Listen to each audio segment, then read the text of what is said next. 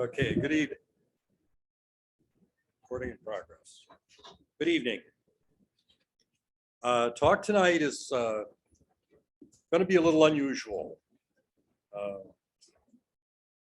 And I need to give you a little background information before we get into the meat of the talk.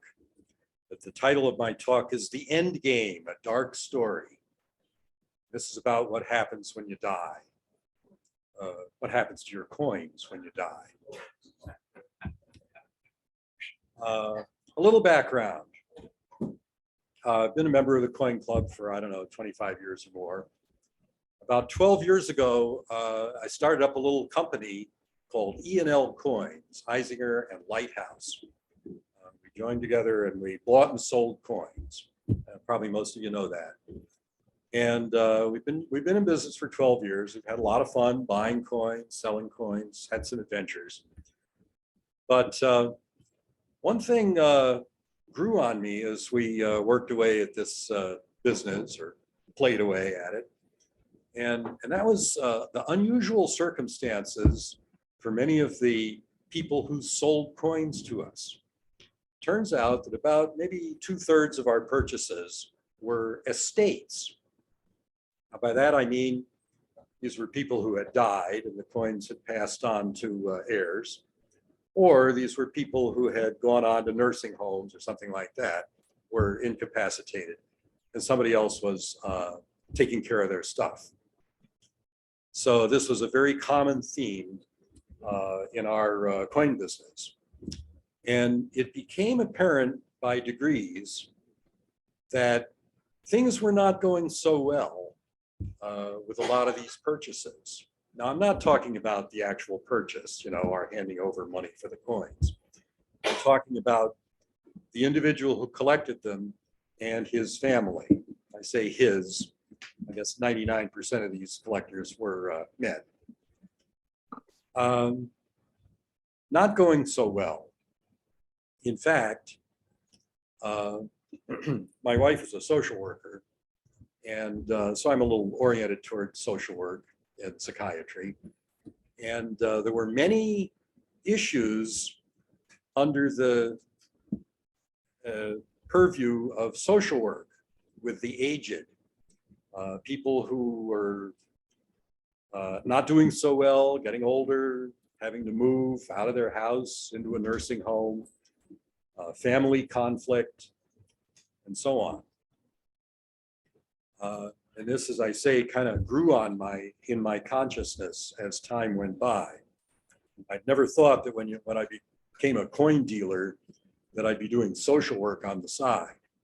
But there I was in the middle of it sometimes. Now, more than social work, it also became apparent that there were a number of psychiatric issues. Now, I'm a doctor. I'm not a psychiatrist, obstetrician gynecologist for anybody that doesn't know that. And I'm now retired, but I've always had an active interest in psychiatry and had a little formal training back 50 years ago when I was in med school. And I began to identify some psychiatric themes in the people that we purchased coins from. I'm going to review some of these psychiatric conditions for you briefly because I'll be referring to them again and again. Now, John Zabel has been good enough to put something up on our website that has extracts from articles that I found on the web that briefly and succinctly describe some of the psychiatric conditions that we're sort of dealing with. And I'm going to go over this very quickly. But if you're interested, you should go to the website. Maybe John will give you the best way to access that. And you can see a little more in depth. And I've also added on the website a few comments of my own. But here are some of the psychiatric conditions that are relevant for tonight. Obsessive compulsive disorder. Most people have an idea of what that is. In fact, a lot of us probably have tendencies, OCD tendencies. It's very common. What is it? The obsessive part is thoughts that are intrusive in your mind. The compulsive part or compulsion part are activities that you do over and over again, hand washing and that kind of thing. it can be very serious and debilitating. But in those of us who have a milder form, like I do, it's a compulsion to line things up, to keep things orderly and count things. And you can see the obvious relationship to collecting with people who have mild OCD. And I would say those people have, many of them, well-controlled or mild OCD.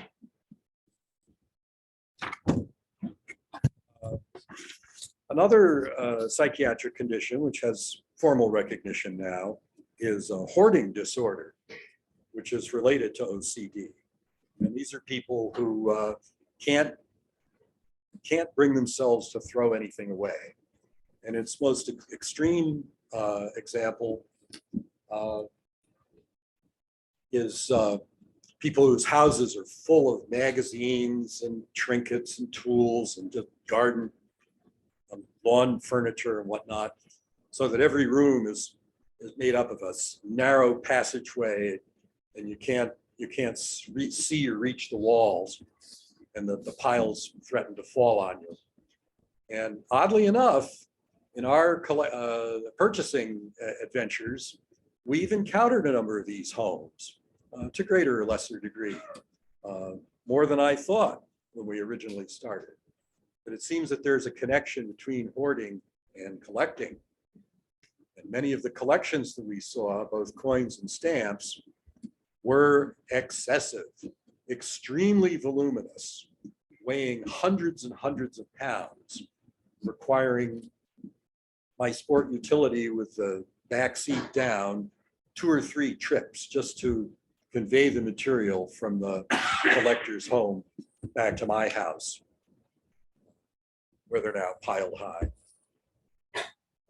So that's the hoarding disorder.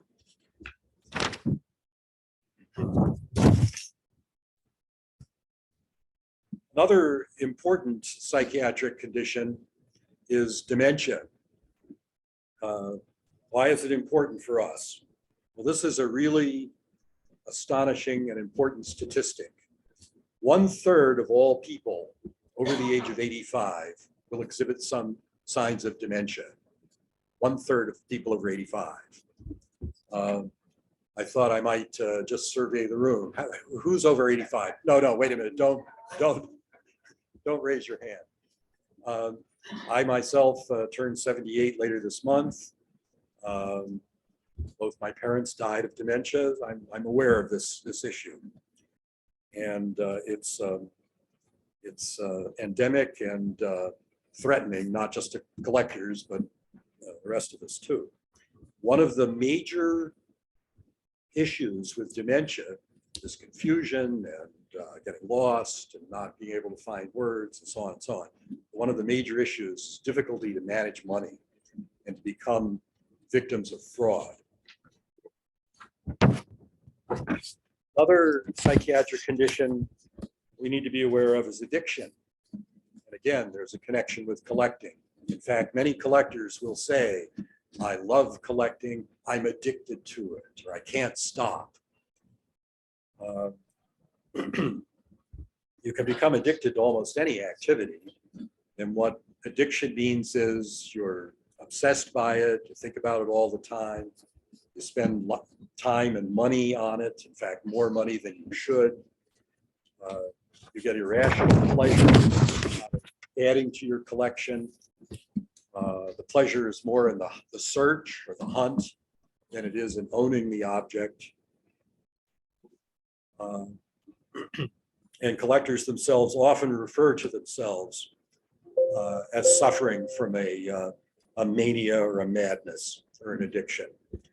Also, and I wonder how many of you have experienced this, I'll wager quite a few of you, when you take a coin and you put it in the hole in the album, you get a little rush. And that's actually mediated by a dopamine reaction in the brain. It is akin to the reaction that addicts get when they do their illegal addiction activities. And there are a couple of entities that are not exactly in the psychiatric literature. I kind of invented them. One I call dealer fantasy. This is the idea that you are or want to be a dealer. Something John and I have experienced. Maybe we're past the fantasy point, John, you think? But these are people who organize their collections as if they're going to sell. They label everything, they study it, they grade it, they price it. And but the funny thing is, they never do sell anything. They never actually present their material in a show or on the web or anything like that. That's one thing that sort of makes it a fantasy for them. And the other thing is their pricing and their grading is just way, way out of whack. Totally fantastical, which suggests that their mental functions are waning somewhat, and that this is an internal exercise. They never really have the expectation or hope or reality of selling their stuff. We've encountered this on several occasions in our buying adventures.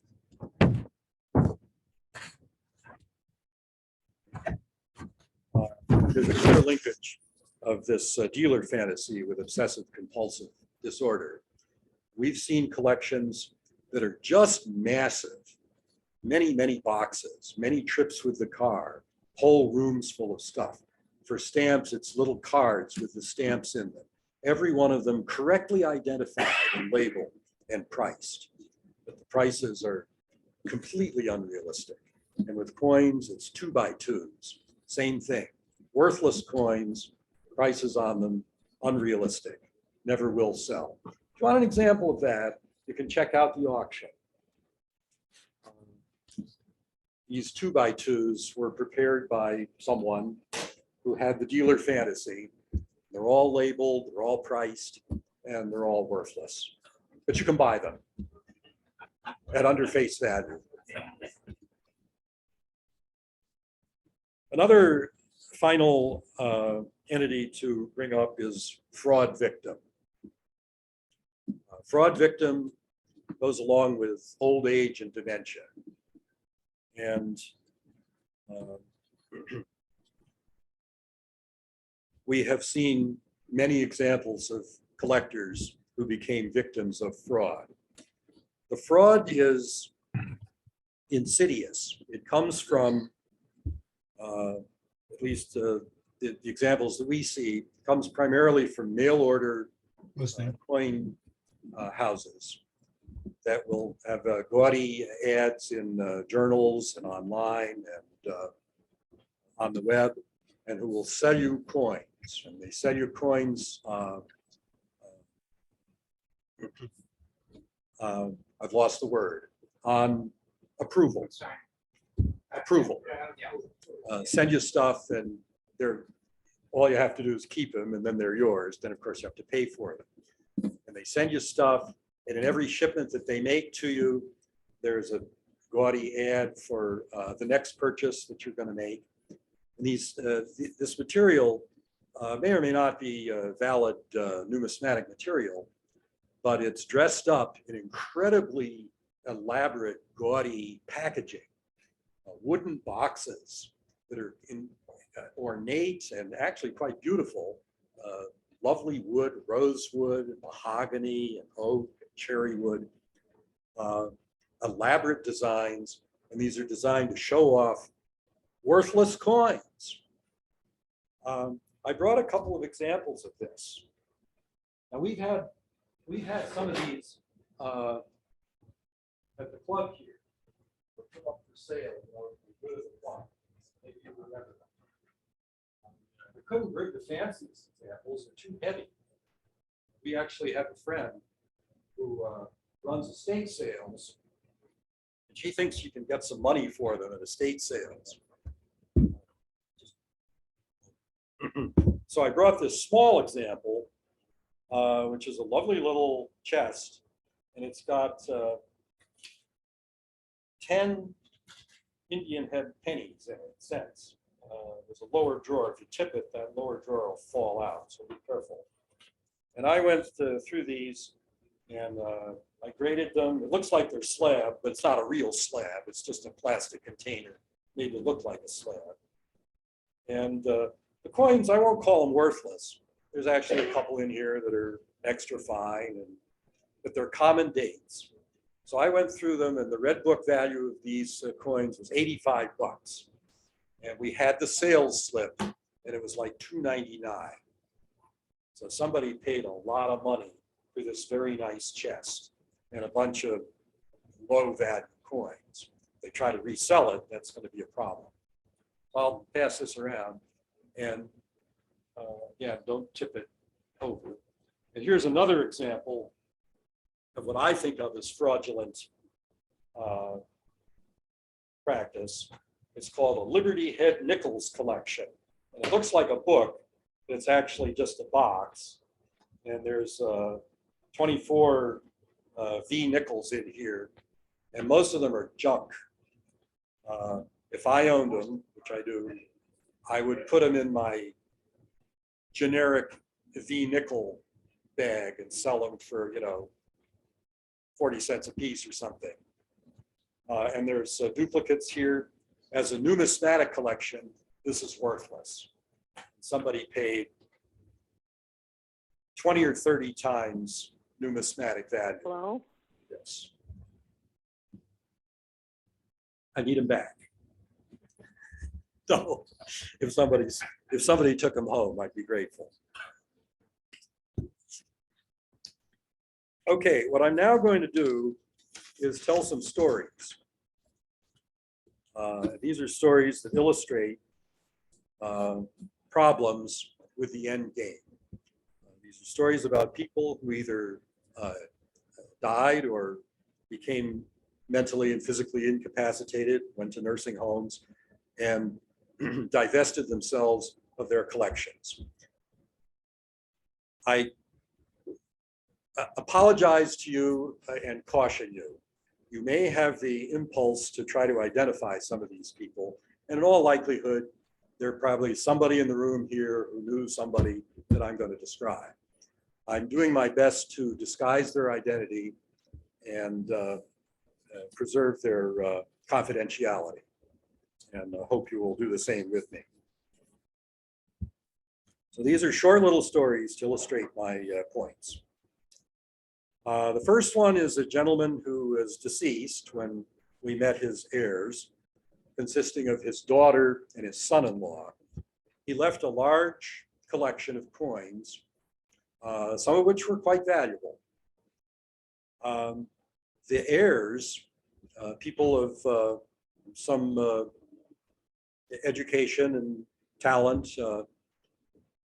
didn't know what to do with the material. It was sitting in their attic and had been so for years. And they just didn't have any idea what to do with it. And it weighed upon their mind. And I met this fella and I said to him, "Oh, I buy and sell coins." And he said, "Thank God." And we thereupon saw the coins, purchased them. And it was a tremendous weight off their minds that they could sell the coins and had some reason to believe that we gave them a decent price. There's a very interesting phenomenon with this collection, which we've now seen many times. We can trace the collector's mental status. When he started out collecting, he was a sophisticated collector who collected high quality material. And this shifted over time to the junk mail stuff, which was prominent in the collection. And the material, the quality of the material just took a nosedive. So this is an example of dementia. It was out of control. The planning that the collector did was inadequate.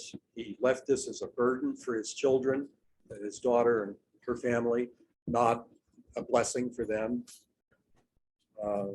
And he was seriously exploited by fraudulent dealers. Next story. This was a gentleman in his 90s, still functioning professionally. He had a large and valuable stamp collection, which I saw and evaluated, German stamps, and he seemed to get some pleasure from the stamps.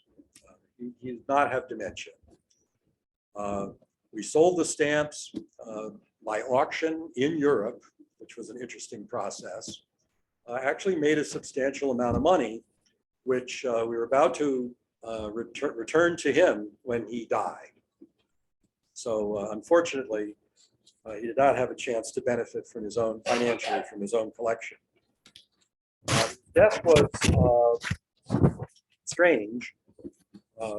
It may have been a suicide. It's possible he had some terrible illness that we did not have any confirmation of. There was a fire in the home at the time of his death, which may have been set intentionally. Turned out he also had a large coin collection. A lot of the coins were covered with ash, which was a massive project to clean up. The coins were primarily bullion, silver and gold, and they were hidden throughout the house. You had to tap the walls and pull up floorboards and so on. The heirs were continually finding more. And we thought we'd purchased all the bullion, and then they'd call us up and say, oh, there's more coming. The executor was a son who lived out of state. He had to travel to Rochester on many occasions to try to settle the estate. He himself was wealthy and stood nothing to gain from the sale of the coins. It was nothing but a burden and a nightmare for him. So it was bad planning, in fact, no planning at all. As I say, I think that he enjoyed his stamps, but he did not get any benefit or pleasure from all the coins that he collected. And it was a severe psychic stress for his son, who had to make the disposition. Another story. This was a gentleman who died. He left a huge stamp collection, boxes and boxes of stamps. The stamps were worthless, worse than worthless. That's hard to say. Worse than worthless. There were duplicates by the hundreds in envelopes and in little packages that were tied together with twine. I've seen that several times. I don't know why they did it. Made no sense to me. The home was a terrible mess, stacked with the hoarding material. And the family, of course, was struggling to get rid of all the junk and sell the house and get rid of the stamp collection. I think that the old fella had dementia and very poor planning, and he clearly was a hoarder. And the way he kept the stamps in these little packets and envelopes with hundreds of duplicates in them suggested OCD to me.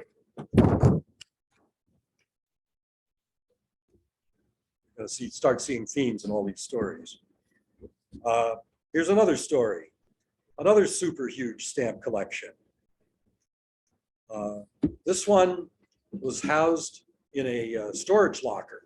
Well, you think of a storage locker probably as a kind of a closet thing with maybe great mesh doors and so on. This was a room in an old industrial plant in old industrial Rochester. The room was easily twice the size of this room. And it was in high ceilings. Well, the stuff wasn't stacked to the ceiling, but it was halfway up. And there was literally tons of stuff, not just stamps, although stamps were one of the major features. And we know what he was paying for this storage, $450 a month. His widow was a woman of modest means. This guy was not wealthy when he died, and she was going bankrupt paying the storage fee. and didn't know what to do. When she described the situation to me, she wept. So here we have no planning at all, massive hoarding,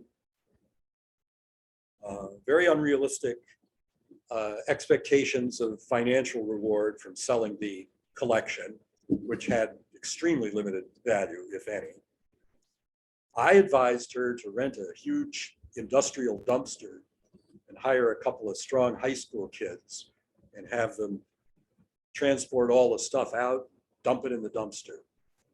And she couldn't bring herself to consider that as a possibility. We don't know what happened, but it was very sad.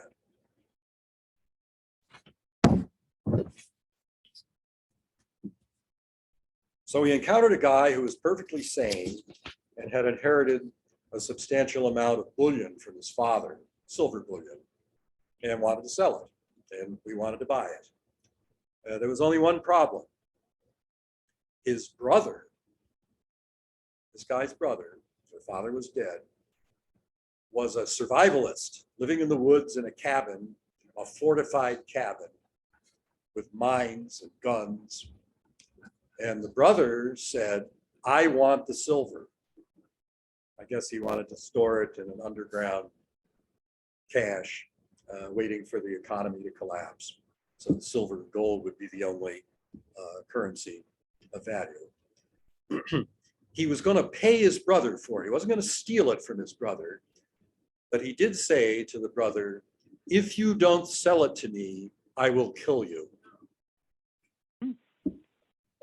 So the brother, being a sane and rational person, said to me, I'm sorry, I guess I can't sell the silver to you. I'm going to have to sell it to my brother. So here we see that the original owner planned very poorly, did not anticipate this complication. And there were certainly some alternatives that might have worked out better. Here's another story. We saw again the transition from a good collector to a person with impaired judgment. And this was reflected in the material, the mail order stuff, the quality of the material. And he was also a fantasy dealer. He's the one who prepared these little 2x2s. There's a little bag of them here. We had a bag that one person probably couldn't lift.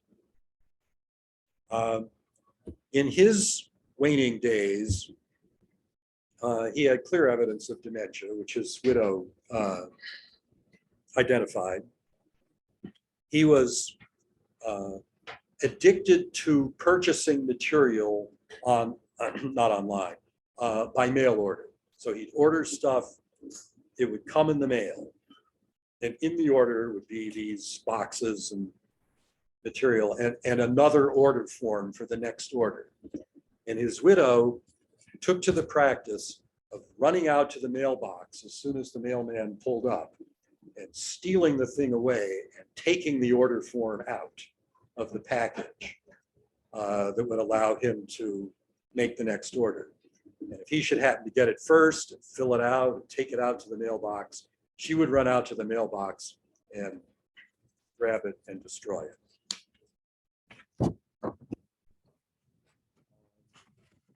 Here we have hoarding and the dealer fantasy and dementia and OCD. It must have taken hundreds, if not thousands of hours to prepare all this material that never did see purchase until this very moment. And dealer fraud. Another story along the same lines, this time stamps. Boxes and boxes of the cards with stamps in them, all beautifully labeled. The most worthless stamp collection I've ever seen. And must have taken thousands of hours to prepare. So this was a clear example of obsessive compulsive disorder and well-controlled hoarding order.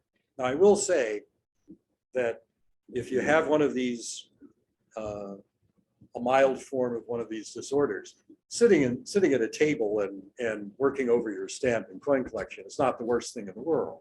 It keeps you occupied, you're interested in it.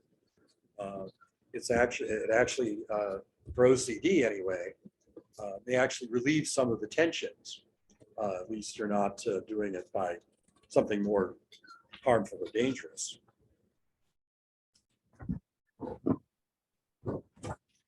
And one last story. This was a gentleman who was a sophisticated collector, knowledgeable, put a lot of time and energy into it, and was known to have great material. It was my observation that he was erratic in his behavior and a little difficult to get along with.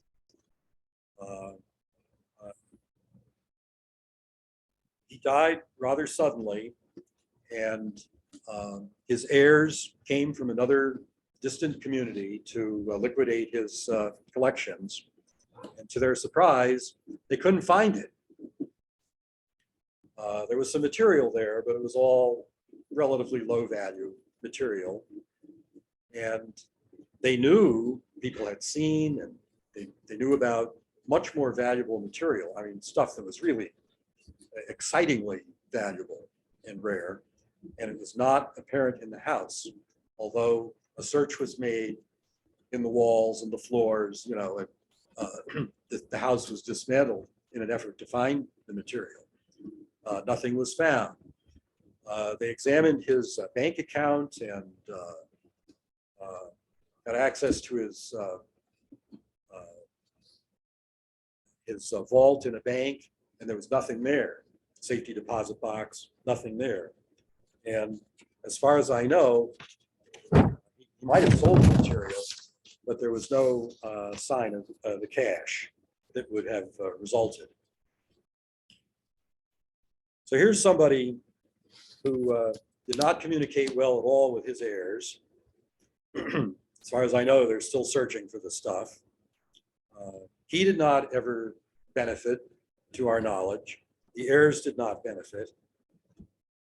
The distress level among his family was very high. And it appeared that his mental status contributed to the confusion and organization around his passing. So you might ask, okay, these are gruesome stories, and what's the right way to do it? And I would say that I picked out all the worst stories. There are plenty of people who sell their coins and stamps, and they're rational, reasonable people, and the buyer's rational and reasonable, gives them a fair price. The heirs are satisfied with the service and the financial gain. Everything goes well. That certainly happens. How often does it go badly? Hard to say. Maybe a third of the time. It's a common event, maybe half the time. But I do have some recommendations, and these are in the website. Are they not, John? My recommendations? Yes. For your interest and amusement. 8 recommendations.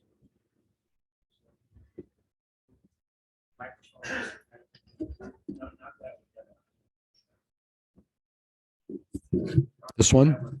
Is this live? Yeah, okay. That's on the internet. Good. First recommendation, make a plan. Put it in writing.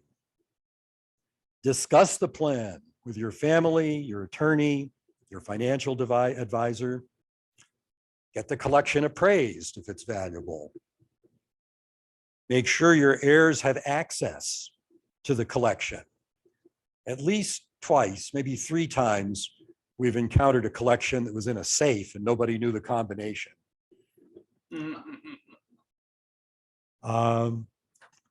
So you got, yes, and then but that costs money and destroys the safe. Right. And at least once the safe was opened with great fanfare and there was nothing in it.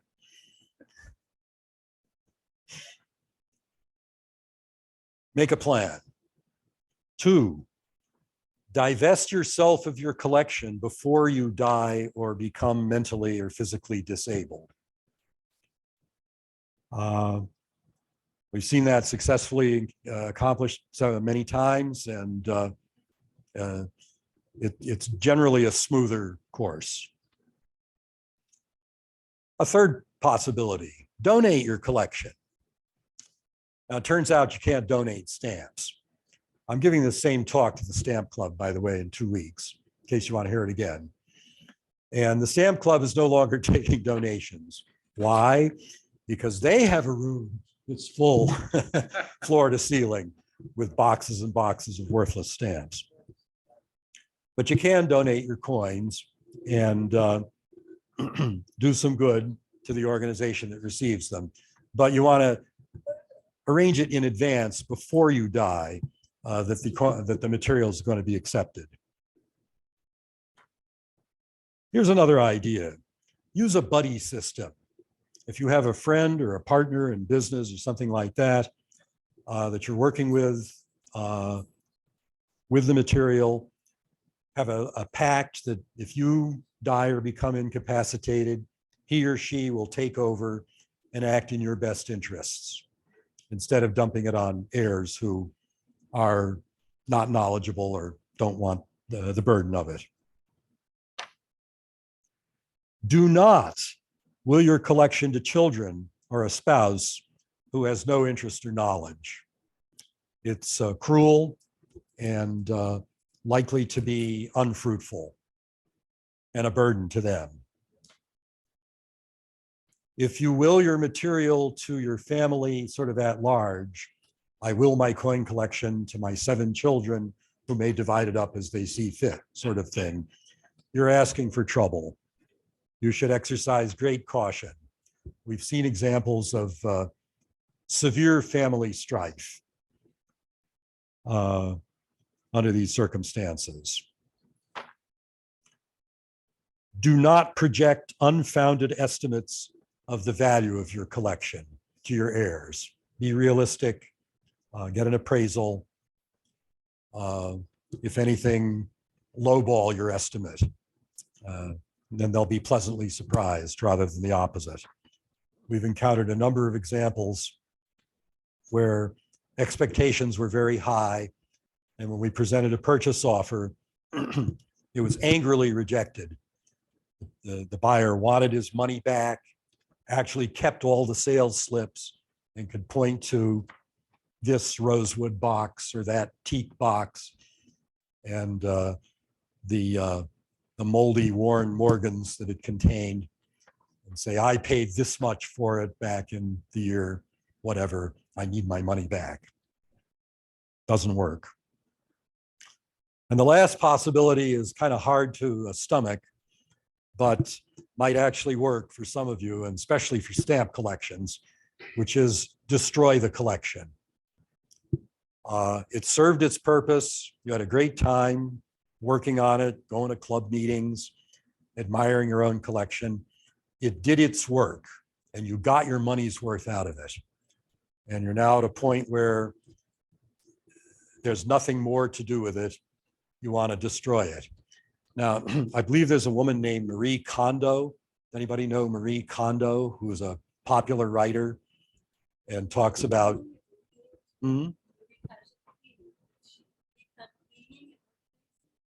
She talks about organizing your home. Yes, right.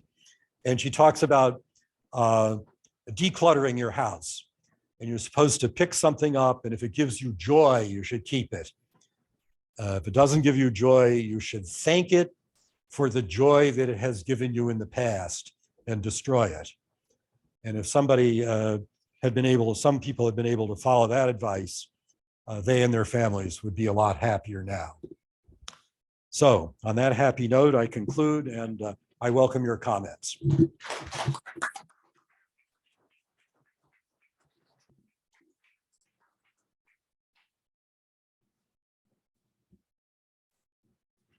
Gary.